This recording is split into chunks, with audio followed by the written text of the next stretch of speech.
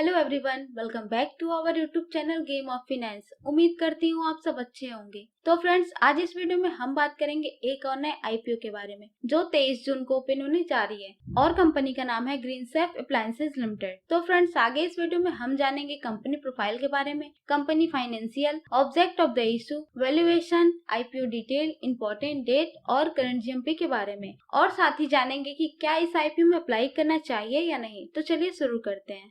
तो सबसे पहले बात करें कंपनी प्रोफाइल की, तो ग्रीनसेफ अप्लायंसेज लिमिटेड 2010 में स्टार्ट हुई थी और ये कंपनी किचन अप्लायंसेज के मैन्युफैक्चरिंग के बिजनेस में है, जो ग्रीनसेफ ब्रांड के अंदर अपने प्रोडक्ट सेल करती है।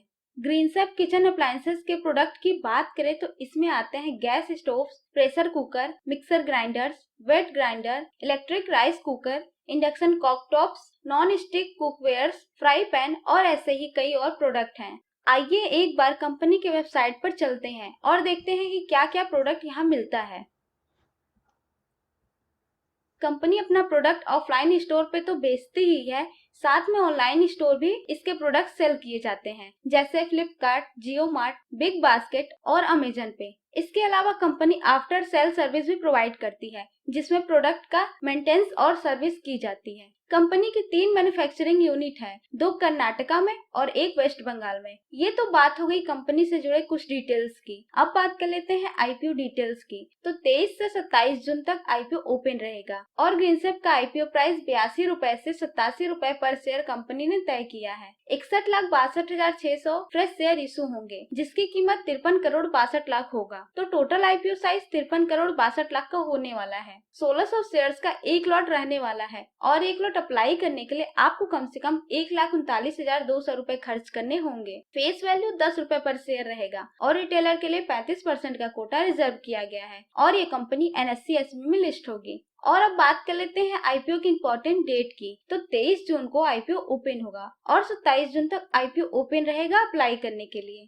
3 जुलाई तक आईपीओ अलॉट होने की उम्मीद है और जिन्हें आईपीओ अलॉट नहीं हुआ होगा उन्हें 4 जुलाई तक रिफंड मिल जाएगा और सब कुछ तय डेट के मुताबिक रहा तो 5 जुलाई तक डीमेट अकाउंट में शेयर क्रेडिट कर दिए जाएंगे और 6 जुलाई तक आईपीओ लिस्ट हो जाएगी। अब बात कर लेते हैं ऑब्जेक्ट ऑफ द इशू की। तो कंपनी जुटाए हुए फंड का इस्तेमाल नए प्लांट और मशीनरी के इंस्टॉलेशन पे खर्च करेगी और साथ ही वर्किंग कैपिटल की जरूरतों को पूरा करने और जनरल कॉर्पोरेट पर्पस के लिए भी फंड का यूज होगा। ये बात हो गई आईपीओ से जुड़े डिटेल्स की। अब बात कर लेते हैं कि आईपीओ के लिए अप्लाई करना चाहिए या नहीं। तो उससे पहले एक बार कंपनी का फाइनेंशियल चेक करना जरूरी है। तो आइए एक नजर कंपनी के फाइनेंशियल पे डालते हैं। तो बात करें सबसे पहले टोटल एसेट की। तो फाइनेंशियल ईयर 2020 में टोटल एसेट 125 करोड़ का था, 2021 में 142 करोड़, जो बढ़कर 2022 में 179 करोड़ का हो गया है।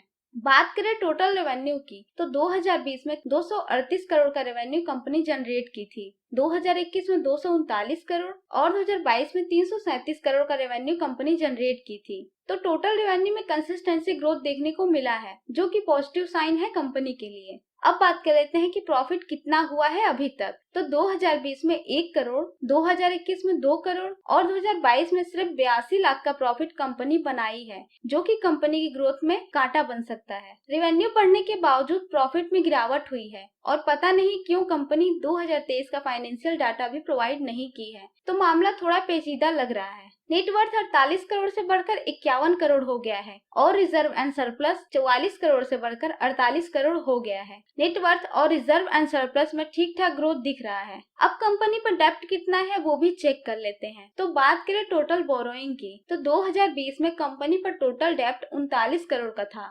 2021 में 51 करोड़ और 2022 तक कंपनी पर टोटल डेप्ट 66 करोड़ का हो गया है। तो टोटल बोरोइंग में तेजी देखी जा सकती है। कंपनी अपना डेप्ट बढ़ाते जा रही है, जो कि कंपनी को लॉन्ग टर्म के लिए नुकसानदायक साबित हो सकता है। ओवरऑल फाइनेंस की बात करें तो कंपनी रेवेन्यू तो जनरेट कर रही है, लेकिन प्रॉफिट बनाने में संघर्ष कर रही है, क्योंकि 337 करोड़ के रेवेन्यू पे 82 लाख का प्रॉफिट कहीं से भी सही नहीं है। ऊपर से कंपनी पर 66 करोड़ का डेप्ट भी है, जो कंपनी की मुश्किल बढ़ा सकती है।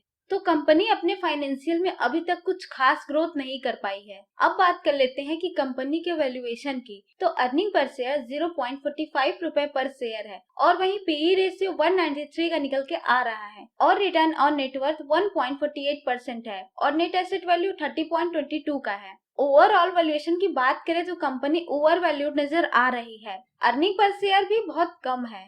अब बात करें जीएमपी की, तो अभी तक 28 के प्रीमियम पर कंपनी ट्रेड कर रही है, यानी टोटल एस्टिमेटेड प्राइस 115 का हो गया है, जो अपने एक्चुअल प्राइस से 32% ज्यादा है और 4 स्टार की फायर रेटिंग मिली है इस आईपीओ को। अब बात कर लेते हैं कि इस आईपीओ के लिए अप्लाई करना चाहिए या नहीं। तो अभी तक ग्रे मार्केट में इस आईपीओ की डिमांड दिख रही है और लास्ट डे तक अच्छा लिस्टिंग गेन दिखा तो मैं लिस्टिंग गेन के लिए अप्लाई कर सकती हूँ, लेकिन लॉन्ग टर्म के लिए कंपनी से दूर रहना ही सही डिसीजन होगा। वैसे आप क्या सोचते हैं इस आईपीओ के बारे में, हमें कमेंट करके जरूर बताएं। अगर आपको वीडियो पसंद आया हो तो वीडियो को लाइक करें और चैनल को सब्सक्राइब करके बेल आइकन को प्रेस कर दें। And thanks for watching.